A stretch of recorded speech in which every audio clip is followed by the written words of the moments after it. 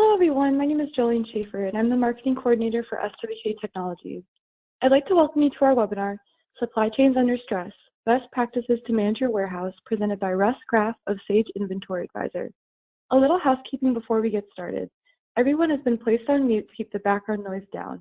However, you can submit any questions you have throughout the webinar. To submit a question, look for the questions section in your GoToWebinar. We will answer all questions at the end of the presentation. We are recording this presentation and it will be distributed tomorrow to all attendees, as well as to those who registered but were not able to attend. Please take a moment at the end of the presentation to answer our 2-question survey. With that said, we appreciate you taking time out of your busy day to attend our webinar. We're here to help you get the most out of your software solutions and help you find an easier way to run your business by providing you software and industry knowledge, tools, and support whenever you need it. We've invited Sage Inventory Advisor here today because they are the industry experts on warehouse management. So whether you're here doing research for a new solution or you're just here to learn, we'd like to encourage you to ask any questions throughout the webinar. Lastly, as a quick reminder, SWK is constantly sharing important updates and software tips and tricks on our social media channels. So we encourage you to follow us on Twitter, LinkedIn, Facebook, and subscribe to our YouTube channel. Without further ado, I'll hand it over to Russ. All right, thank you, Jolene. I appreciate that.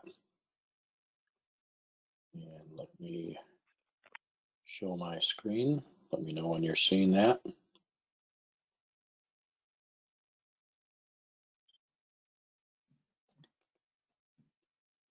Yep, we can see it. All right, great. So yes, thank you again, and thanks to our friends at SWK for hosting us today. Really appreciate that. And yeah, our topic is supply chains under stress and some best practices for these turbulent times. Certainly, supply chains are under stress, perhaps more so than any time in the last 70 years. So I think it's pretty timely. Again, my name is Russ Graf, and I'm with Netstock, which is the publisher of Sage Inventory Advisor. As you can see in my quick bio there, I've been in the ERP space for 35 years now this year, and have touched well over 1,000 different implementations of ERPs, mostly Sage 100, Mass 90 back in the early days.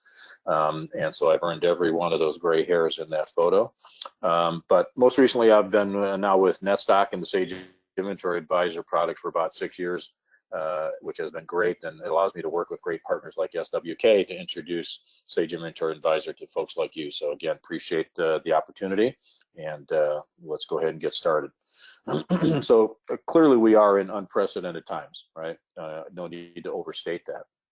And the impact on supply chains has been felt by us as consumers, right? Empty shelves in the grocery stores, as well as in our businesses. And probably the last 3 months, I think I've heard the term supply chain mentioned on TV and press conferences and news reports more than I have maybe in the last 10 years combined.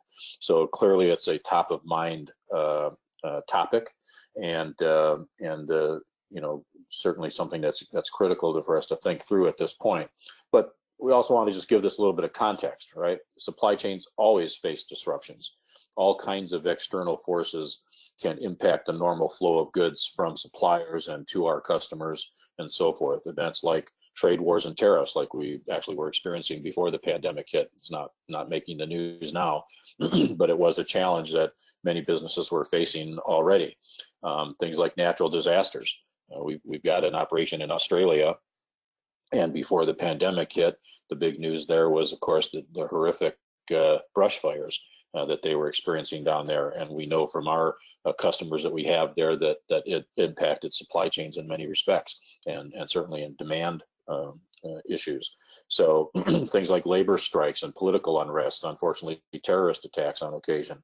So all kinds of things can occur to impact and disrupt supply chains, even in so-called normal times, right? It's a standard feature of managing supply chains. And there are even planned disruptions that we can accommodate, right? Things like Chinese New Year and other shutdowns perhaps in Europe and other geographies where, like European holiday in August and so forth. So there are things that would cause us to accommodate those impacts in the planning process. So again, nothing like the entire global shutdown that's been caused by COVID here, but there are parallels and there are lessons that we can learn as a result. And and so even in those normal times, distributors and manufacturers really need to just deploy a best practices model that takes into account these potential disruptions and understands the aspects of our internal system that really relates to that, right? And we like to frame it in terms of people, processes, and technology. So any extreme stress that is placed on any system will expose weaknesses and flaws and challenges in that system, right? The whole concept behind flattening of the curve and the lockdowns that governments are imposing on their citizens was to reduce the impact, at least spread out the impact of the disease on our healthcare systems, right? On our hospitals, and the supplies they're in, and the employees, the workers in that medical field. The whole point of slowing this down was to allow our heavily stressed healthcare systems to accommodate this incredible surge in demand. So there any system, right? I used to live in Phoenix for 35 years. Some of you may be joining us from there. I think it's 110 there today. I've been there when it was 122.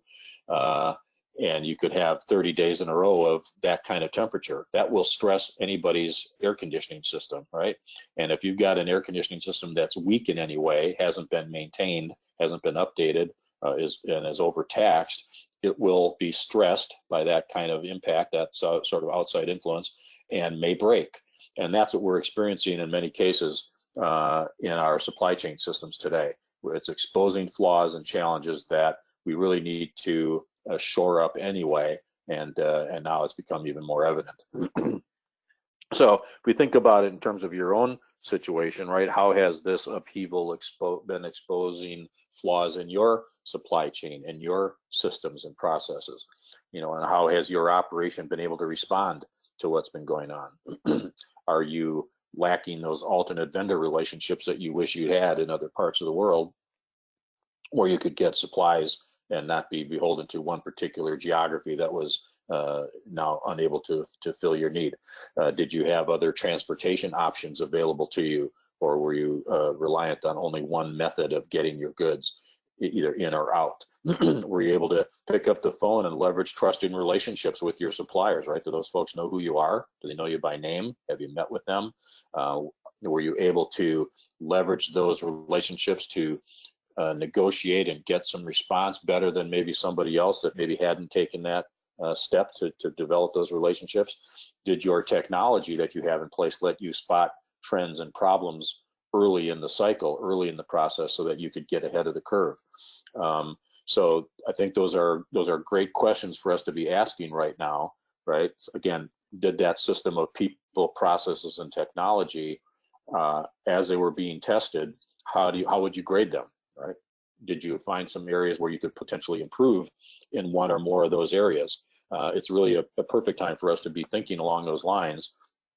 I heard somebody the other day say, you never want to let a crisis go without having learned something and come out better on the other side. And I think that would certainly apply to how we manage our supply chains today as well. So, so we're thinking about. And then the other thing is to think about this over a timeline, right? We've got short-term, medium-term, and long-term impacts that we're going to experience. And they will have different impacts depending on where we are in that cycle and a number of other factors. From a short-term perspective, it was really about survival and scrambling a bit, right? There was an initial shock. A lot of businesses did not see a complete shutdown coming, especially globally, all at the same time. Bang, we're done. Everybody go home. That was not anticipated by most folks. So we had to scramble and deal with that shock a little bit. And I think for the most part, most of us have made it through the worst of that shock. Maybe not completely, depending on the product that you either produce or distribute, what your market looks like, who your customer profile is. Maybe different impacts even in your own firm, depending on your product portfolio. You may have some products that are in high demand during this unusual time. Other products where demand has fallen through the roof. Some products maybe you haven't been able to get resupplied and replenished. So it may depend on where your vendors are. So it could be even within your own product portfolio that you've got a mix of these different impacts occurring at the same time. You know, we're seeing that looks like China and Europe are starting to emerge now, and production is coming back. People are getting back to work and so forth, but other markets like Brazil and maybe India and others are just really getting, unfortunately, into the peak of their challenge. So it all will depend on your particular situation, but hopefully, in the most part, we've gotten through that initial short-term shock. But in the medium term now, as you adjust to whatever that new normal is going to be, you know, as we start to reopen these economies, maybe your customers now start to increase their demand for your products in some areas. You know, how do I manage that? How do I predict what that level of activity is going to be? How do I, at the same time, be wary of potential second spikes, right? We know that that's a trait of most viruses. We don't have a vaccine yet, so, you know, there are going to be potential hot spots and other occurrences that come up. Hopefully we're prepared from a health perspective to deal with those, but we have to understand that from a supply chain perspective, be aware of that, be watching the marketplaces, be listening to the news, understand what's going on in that middle term as we make an adjustment and start to reopen things. And also be aware of something that's called the bullwhip effect in supply chain jargon, where, you know, there may have been heavy demand for something, and then we can use the obvious example of toilet paper, right? Everybody's stocked up on toilet paper. I might have a neighbor down here that's got a year's worth, and they're not going to be buying it again until next January, right? So even though my store shelves are now stocked, and I can get toilet paper again if I want to, you know, the other customers may not need to for a long time. So how do I manage that in the midterm as things get readjusted? And what's that bullwhip effect going to be in my marketplace, depending on my products and so forth? And then thirdly, in the longer term, you know, when you're doing your planning next winter and spring, how do you rely on data from this period that we've just gone through to predict what future demand is going to look like, right? What best practices will you be able to deploy by then, right? Have you learned some things through this process that you can now work on and deploy over the next 6 months, so that the next disruption that occurs, God forbid another pandemic or a relapse here, but whatever that disruption is going to be, you know, am I better prepared? Are my systems better to give you a leg up in that process and maybe exceed beyond your competitors in that situation, right? So you've got different timelines to think about there.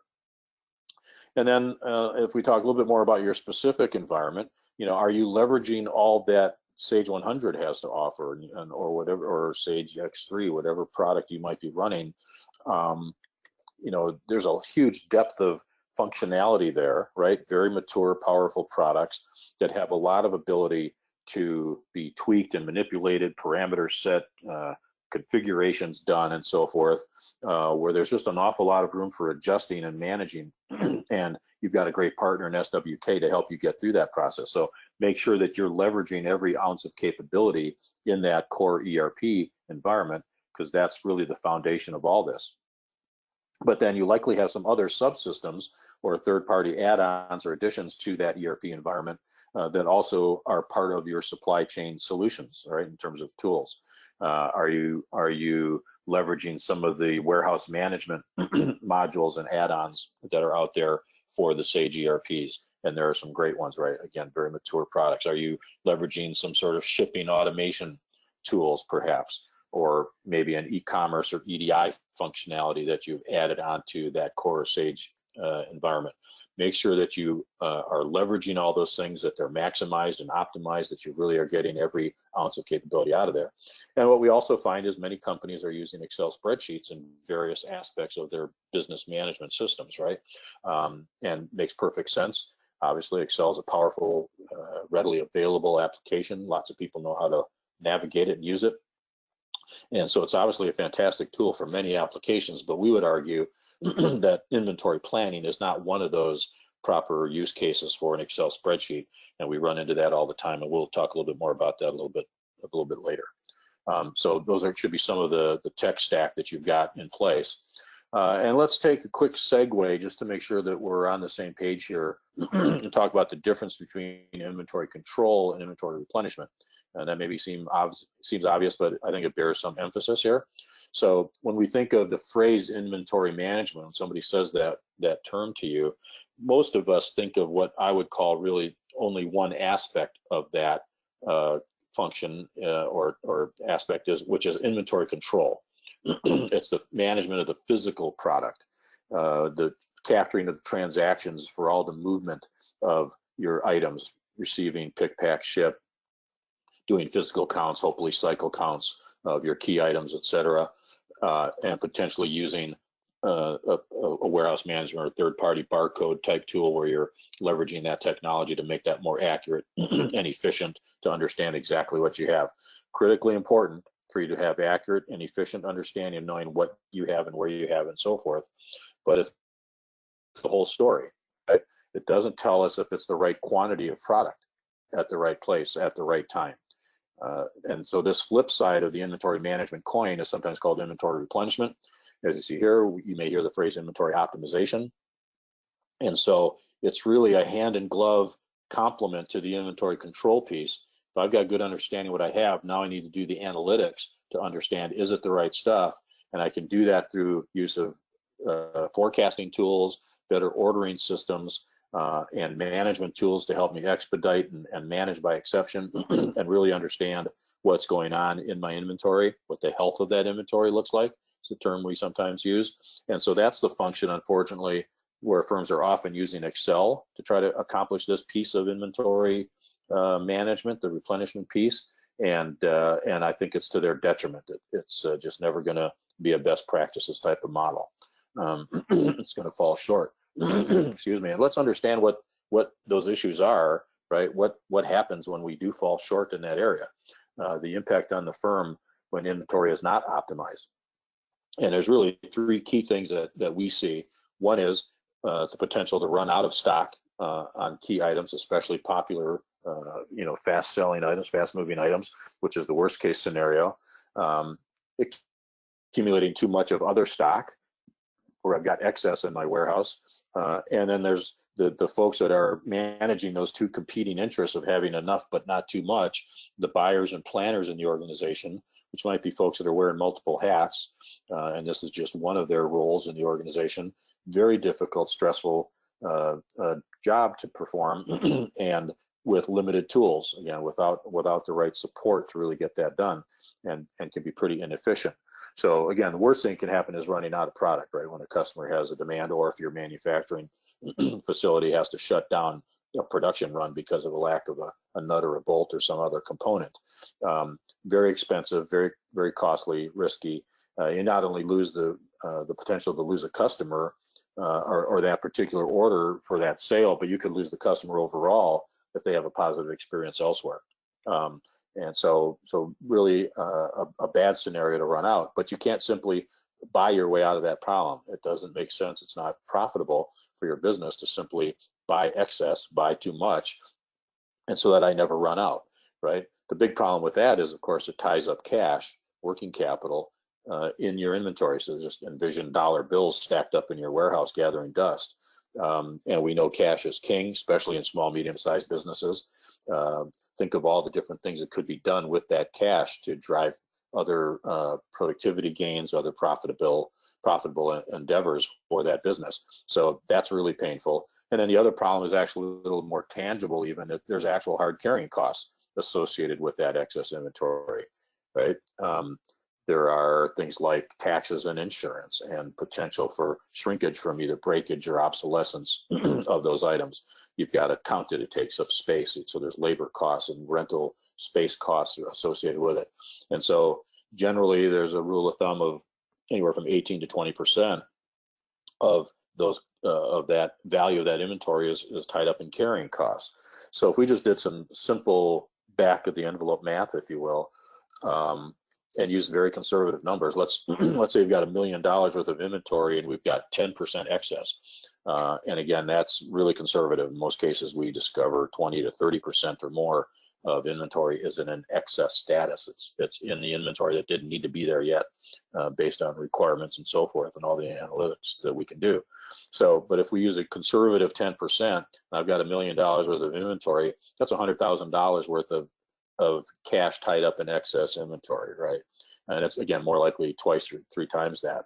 And then another then if I use a 20% carrying cost against that $100,000, it's another $20,000 a year ongoing all the time, or I think that's like $1,700 a month or thereabouts, over and over. It's money out the door unnecessarily. So it's very expensive to have too much inventory, and it can really kill the profitability of the organization, especially in very competitive markets and competitive times that we're in. And then again, that third impact, those buyers and planners that have this very stressful position, running around putting out fires, expediting orders, paying extra shipping, which again kills profitability to solve a stock out problem, so forth. And the other impact is now they don't have time to do the higher value activities and proactively manage supply chain, build those supplier relationships that I referred to earlier, identify those alternate suppliers, negotiate better pricing, better shipping rates, all those different higher value things that can really make a huge impact on the profitability of your inventory. Half the time those folks can't get to it because they're solving circular errors in their spreadsheets and putting out fires in the warehouse. So it's clearly managing this critical asset that is inventory by gut feel is highly risky, really kills profitability in the organization. And especially in today's volatile times, thinking about the disruption that we're in and likely heading into some level of recession, depending again on what markets you're in and what products you sell. The expectation is we're obviously having, with the unemployment rates where we are, despite whatever government stimulus continues to flow into the economy, there's a shock to the economy here. We're going to see some level of recession, hopefully a quick recovery. But you've got to be able to manage all that, and trying to do that by gut feel without the proper systems, without the best practices in place, is really just asking for trouble. And it's going to be an opportunity for your competitors to take advantage of you if you're not reversing that trend. And again, remember that framework that we described, right? The people, the processes, and the technology that all play a role in how you manage this internally. So from a people and process standpoint, let's think about some of those best practices. And I just actually added this first bullet myself as I've been thinking about this, and I present some of this topic on occasion. Inventory policy does not live on an island, right? It needs to reflect corporate policy and corporate personality and values, right? Who are we as a business? What is our go-to-market strategy? Is it to never run out of inventory, right? You see people advertise this way in their marketing, right? We've got so much inventory, we'll never run out. We can turn it around in 12 hours or whatever, all that kind of stuff. If that's your company vision and message and deal, right, then your inventory policy needs to reflect that. It doesn't live on an island. That may not be, maybe you're more of a custom configuration environment. Your customers are used to waiting a little bit of time to get a great superior product that nobody else can get, and that's your thing, right? So policies now in inventory need to reflect that. So I wanted to add that conversation to be thinking about who you are as a business and how does inventory support that, right? But then secondly, the concept of increasing your communications up and down the supply chain, not only communicating with your suppliers, but perhaps your suppliers' suppliers, right? Understand what your suppliers are going through, where their weak link in the chain may be, and maybe building those relationships upstream as well, so that communication is there when you need it.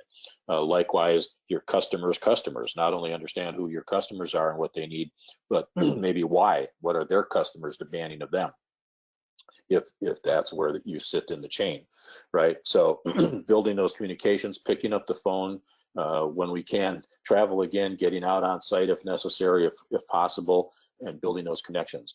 The understanding the ability to create bulk forecast adjustments and be really nimble there. Again, if we reference the different impacts, short, medium, and long term, I've got to be able to be nimble and quickly understand what's changing, when are things changing, and be able to make my adjustments by some grouping, right? Maybe by product line, by some category, by supplier, by geography. There may be some way that in your organization you think about your inventory items as a sort of a group that I could now make bulk adjustments to my expected demand, either up or down, depending on where things are. So your ability to do that quickly and see the impact of that on your buying decisions and what you need to get when, looking at lead times and all those things, really has a huge impact. So you need to be able to have the functionality, and this is one of the areas where a spreadsheet will really fall short. Identifying alternative suppliers, as I mentioned, right? And thinking about those as being maybe in different geographies, maybe using different ports of entry, maybe even bringing them back into the US if they're currently, if your only source is external, it's in Asia or South America, maybe think about bringing those back onshore or near shore into Central America, perhaps, maybe in a similar close by time zone. Again, using a different transportation route to get you the product. And not only having identified those alternates, but actually buying from them occasionally, even when you don't necessarily need to, right? It might cost you a little more to buy from that alternate supplier, but now you've built up a relationship, you've gone through the process, you've learned some things about each other. And now if a major disruption occurs, God forbid, another pandemic or a resurge of this one, but some other disruption, as we talked about, will happen. And so instead of waiting till that happens, get ahead of the curve, build those connections, buy occasionally from them. So then when a disruption occurs and you need to leverage that relationship, it's already in place. You've already done some business together and so forth. You know each other. So some things to think about from that standpoint. And then just really understanding the nature of the items in your inventory. Like I talked about, depending on different markets and environments, you might have really different impacts depending on the nature of the products, and you might have multiple different product lines in your portfolio that are being impacted differently. Understand what those are, classify them properly, focus on them correctly so that you can manage disruptions accordingly. So I want to quickly get back to the concept of the spreadsheet again. I mentioned that it's a real challenge in using that kind of a tool for the replenishment task. And we've done entire 50-minute, hour-long webinars on the topic. We've done a series of blog posts, so we can get pretty deep. I won't do that here today, of course, but just understand that while it may seem like a logical approach, and it can sometimes be an interim approach, it's better than pen and paper. I've built a spreadsheet, I've gotten a better handle on it, but it's never going to take me to that best practice, next level kind of environment. And that would be an example of a system that would be seriously stressed right now in these times that we're in, if not completely broken. And so this might be one of your decision points that you're at is, hey, that spreadsheet maybe worked for the most part. I thought it did, but now I can see where it's really lacking. And there's all kinds of issues with it. I mean, the accuracy and timing of the extraction of the data from your Sage ERP. Do I have just one person that's in control of that? There's a risk factor there. Being from Milwaukee originally, we used to call that do you pass the beer truck test, right? If that individual steps off the curb and gets hit by a beer truck, will anybody else be able to pick up that system and know how to use it and continue on? What will that disruption be like internally? The fact that there's other external inputs that don't even exist in your ERP that need to impact your decision making from a replenishment standpoint, and the fact that it's a constantly changing environment, right? You end up spending half your time just keeping your spreadsheet updated the best you can and trying to avoid those circular errors and even hidden errors that don't pop up, but we know are in most spreadsheets, calculations that aren't correct, formulas that aren't proper, just all kinds of challenges around using the spreadsheet. And if that's one of the technology pieces that has shown itself to be weak or broken in this unusual time that we're in, then let's learn from that because it's never going to properly solve what we defined earlier as those three key problems. It's never going to balance properly the stock levels, and it's never going to give the productivity back to our buyers and planners. In fact, just the opposite, right? So we've really got to be careful with that. So I think we've made our point there. So if you think about it, regardless of the technology tool, whether it's a spreadsheet or whether it's an app of some kind, the goal is the same, and it's to create the optimal purchase order, right? How do I know that I'm buying smarter, that I'm getting the right quantity of the right product for each location at the right time to make sure that I've not over purchased, but that I have enough to fill the demand? And the only way you usually get there is with some smart technology that takes into account all these different factors, right? Accurate forecasts and the ability to adjust quickly, as we discussed, those forecasts. dynamic safety stock calculations, right? We all need to have safety stock or a buffer stock in our warehouses that is not excess, right? This is policy driven, intentional levels of extra inventory to manage and mitigate the risk in our supply chain. I may have suppliers that are performing less capably than what I thought. I might be having poor lead time performance, or they short ship me product. If that happens on a regular basis, I need to understand that and have that factored into my safety stock, to my buffer against that risk. If I've got demand that is very volatile and hard to predict, then I've got to have a little extra buffer to manage that volatility and that unpredictability. If it's something that's really consistent, seasonal, and I know exactly how that pattern is going to look, it's been the same for the last 10 years and it's going to be that way for the next 10 years, then I can get by with a little less buffer stock because I've got less risk there. So safety stock has to be dynamic and be able to manage those things and recalculate dynamically to accommodate all those different changes. So there's a lot going on there that can really help you produce that optimal purchase order, which is what this is all about. It's all about buying smarter, right? If I buy smart, I'm going to have right inventory levels. And you'll know you found the right technology because it checks all those boxes that we've been talking about, right? It becomes fairly obvious. But even if you have the right tool, I think, I wanted to mention this, it still may not work if it's too difficult to implement or too difficult to even use on a day-to-day basis, right? So it might be a great application that has all kinds of sophistication and capability, functionality out its ears, and you've got all this capability, but if your team, right, think about, again, people, processes, and technology, if your people don't have the ability to work with that tool, then it's not the right tool, even though it might be fully capable from a technical perspective, or it may be too expensive, right? If it's a 6-digit implementation and investment in that tool, maybe that's not appropriate for your business. And really the reason that we came together to build this application was because we knew that in the marketplace, small, medium-sized businesses did not have access to affordable technology to help them solve this. So that's really what we're about. So it's still maybe a great tool, but if it's too expensive, it doesn't do you any good. But a third key thing here, I think, is you've really got to get the team, the users of the application, everybody involved in that supply chain policy decision making, really have to be on the same page.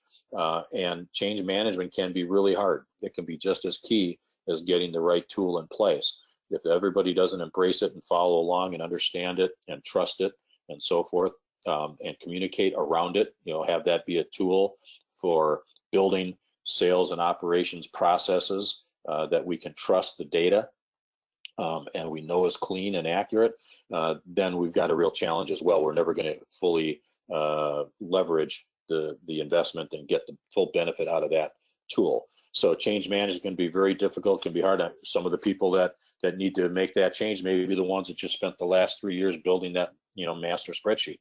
And there's a pride of ownership there and so forth. And I get that. And SWK gets that, right? You have a great partner there in SWK that knows your business, knows business in general, understands change management, has gone through lots of implementations of lots of systems of all kinds and all sizes. So leverage those folks, right? You've got a great team to support you. So it's a great time for you to take advantage of that. So let's talk about the Sage Inventory Advisor approach a little bit. Again, we built the application 10 years ago because we knew, with all of our decades of experience prior to that in big enterprise environments, we knew the technology was there, but it wasn't accessible and available to the middle market. And so we knew that opportunity existed, that we would now see the internet being ubiquitous and stable and capable of supporting an application like this.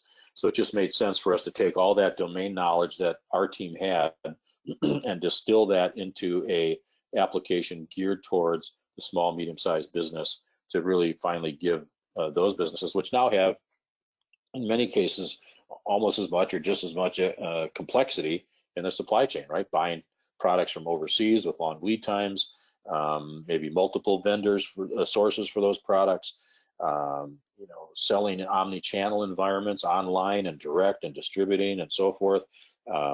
maybe using third-party logistics to get footprint in different geographies to be able to deliver product more quickly.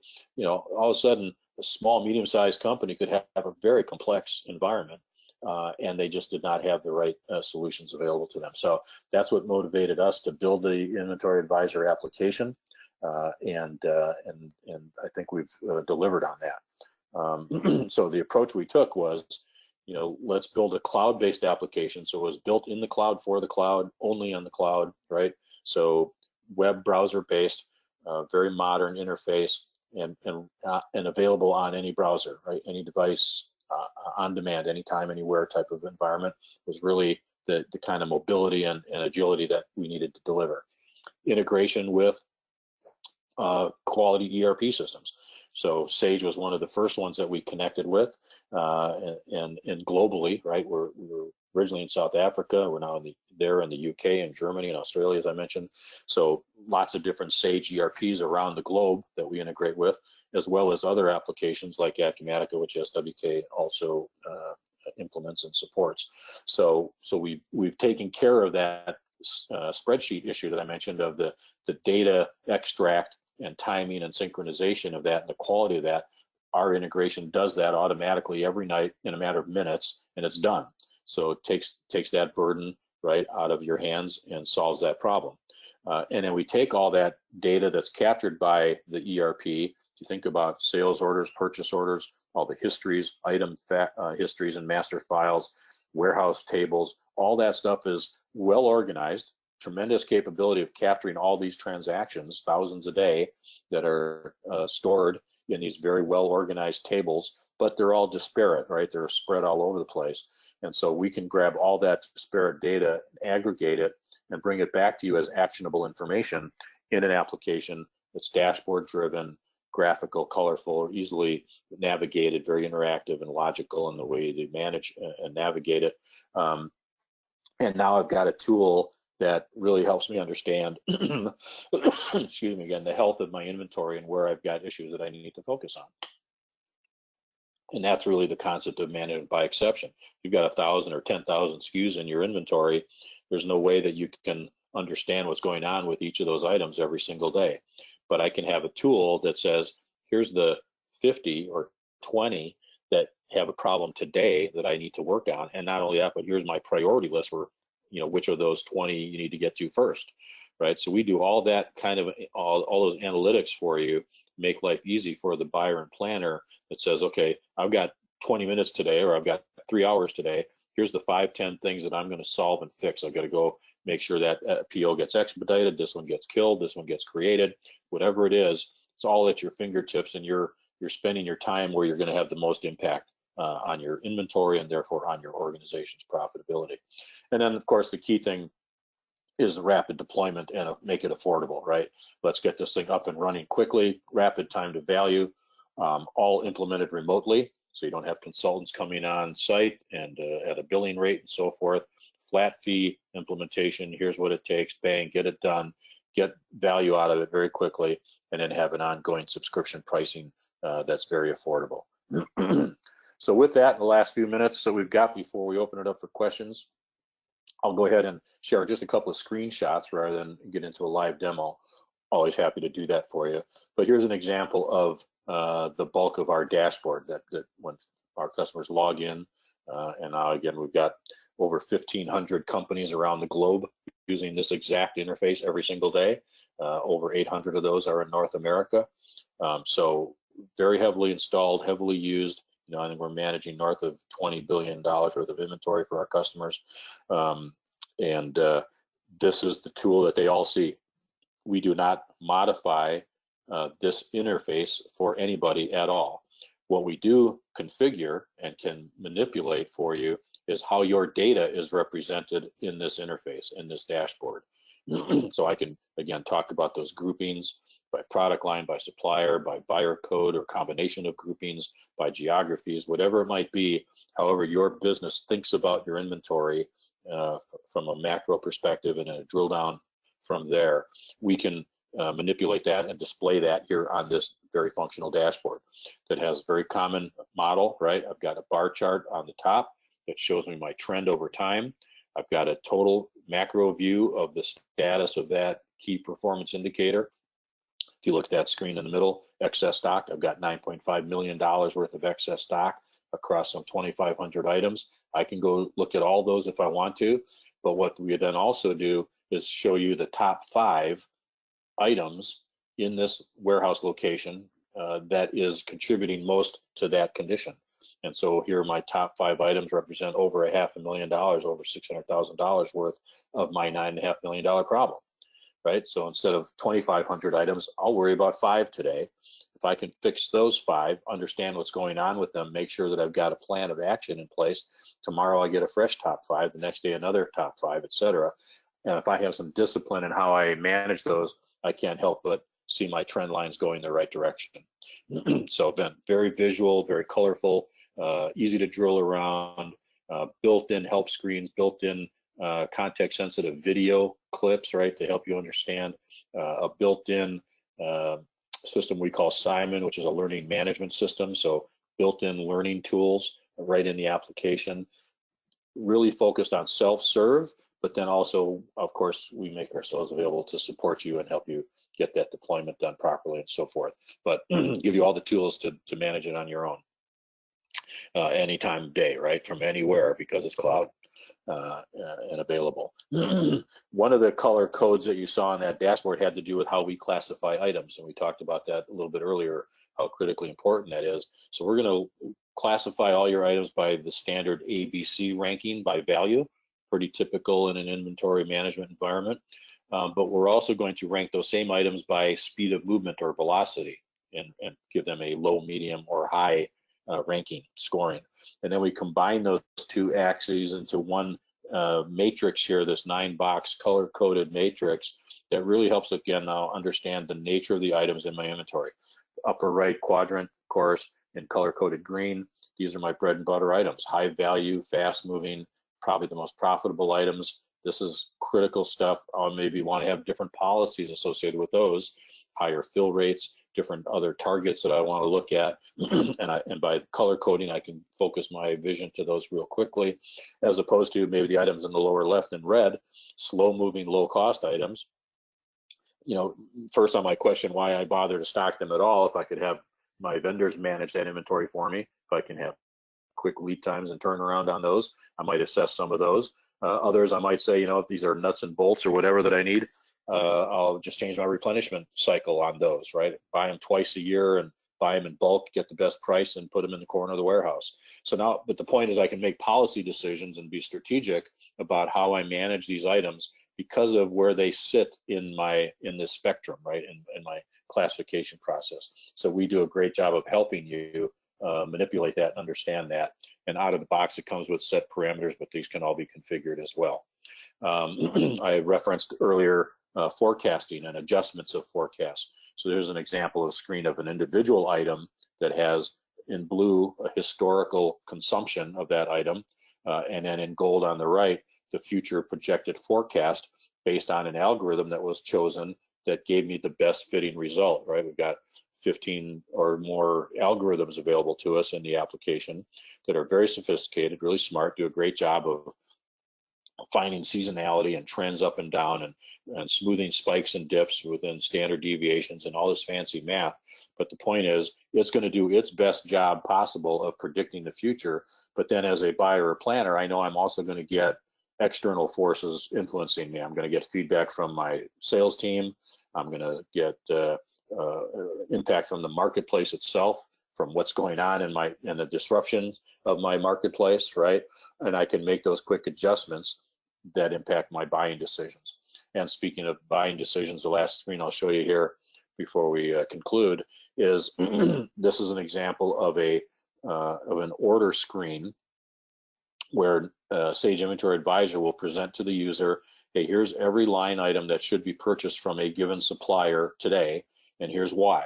And it might be just its normal replenishment cycle, or it might be because I had some unusual behavior and I'm stocked out or about to stock out.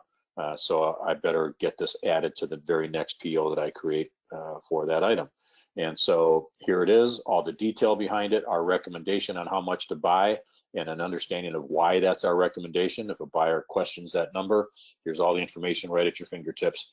Here's what's on hand. Here's what I have in other locations. Here's the demand profile.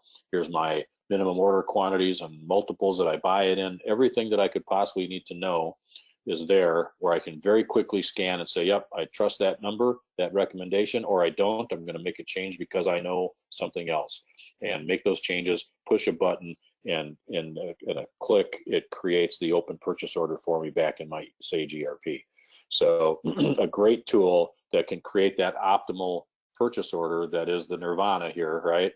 And get that in a matter of minutes in many cases, as opposed to hours or days or longer that some of our customers prior to implementing were dealing with, because they've got big printouts and they're going in the warehouse and all the process that it goes to create a PO, and that's never going to be optimal, right? So that's a good example of that. So I think with that, I can conclude and open it up for any questions. Hopefully that was some good, valuable content for you, some things for you to think about. I certainly thank you for your time and attention, and I'm happy to field any questions now, or if something occurs to you later, you can see my contact information there. My email address is russ@netstock.co. Note that it's not .com. There's my cell phone number, still from my days in Phoenix. And then you can see we also have, besides the content that's out there in the Sage environment, Sage website, which can sometimes be a little bit challenging to navigate, right? There's so much stuff out there. There's now a new Sage marketplace where we're part of that, and that content is getting updated all the time. It's not quite ready for prime time yet, but it's close. And then we have our site that we call inventoryadvisor.co, and it's just very specifically some really good content about our application, some good videos and demos there, and other content that would be of interest to you, I think. So feel free to avail yourself of that, and don't hesitate to contact us. So I guess with that, I'll send it back over to Jolene, see if there's some questions that have come in or anything else that we need to cover before we let you go back to your day. Thanks, Russ. We'll now open up for questions. If you have any questions, please enter them into the question section of your GoToWebinar. And we'll give that a minute in case any come through. And it does look like we've had a couple come through, Russ. The first is, what is the pricing of Inventory Advisor? Yeah, great question, and a timely question, because we're about to go through a little bit of a transition there, actually. So the basic model is that the price is based on the value of the inventory. So if I've got $1 million of inventory, it's one price. If I've got 5 million, it's a little higher price, et cetera, right? And that's logical. We think that makes a lot of sense. It has nothing to do with number of users, number of warehouses, number of SKUs. It's all about the value of the inventory. And what we've seen over the years of doing this with the hundreds of implementations is the bigger the inventory, typically the more complex the supply chain. So we can so we equated those two. So there's two components to it. There's a one-time activation fee that covers our entire onboarding process for you, gets you up and running and live, and that's a flat fee. And today that's $2,250 for the Sage 100 application. And then there's a monthly subscription fee that then scales with the size of the inventory. So it might be $300 a month for $1 million. It might be $400 a month for $5 million, something in that range, right? So a one-time fee of $2,250, $300, $400, $500, depending on the size of your inventory per month, and the ROI is triple digits. The payback is almost immediate.